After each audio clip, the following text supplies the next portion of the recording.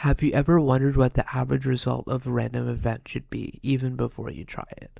That idea is called expected value and is one of the most important concepts in probability, statistics, economics, and even game design. Today we'll break it down intuitively, visually, and mathematically. Expected value is basically a weighted average. Instead of averaging numbers normally, we weight each outcome by how likely it is to happen. Here's the key idea.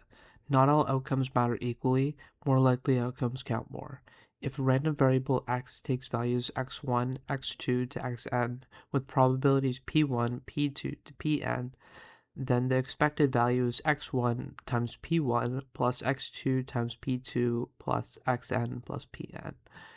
Think of it as expected value equals outcome times chance added together. Let's roll a fair six-sided die. Each number from 1 to 6 has probability 1 in 6. So the expected value is 1 plus 2 plus 3 plus 4 plus 5 plus 6 divided by 6. That equals 3.5. Wait, you can't roll a 3.5. And that's the big lesson. Expected value isn't always a possible outcome.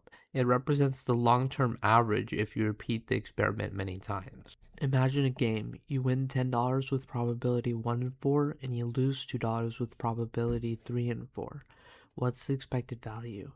The expected value is 10 times 1 over 4 plus negative 2 times 3 over 4. Compute. 2.5 minus 1.5 equals 1. So on average, you gain $1 per play. This is why casinos care so much about expected value. It tells who wins in the long run. Let's build your intuition. Why does it work? Imagine playing the game thousands of times. The law of large numbers says your average winnings will slowly move towards the expected value. Expected value is like the center of gravity of all possible outcomes.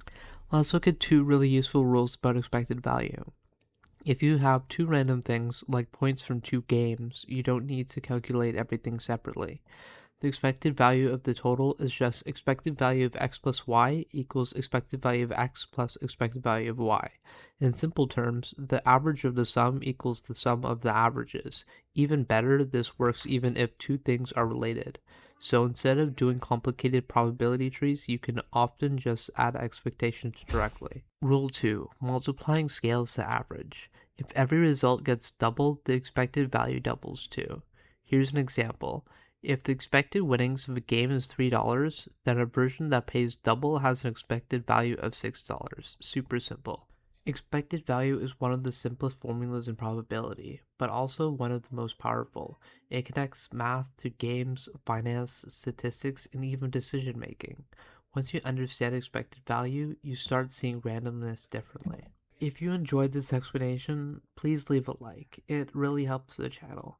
And subscribe for more math beyond the blackboard. What topic should we explore now?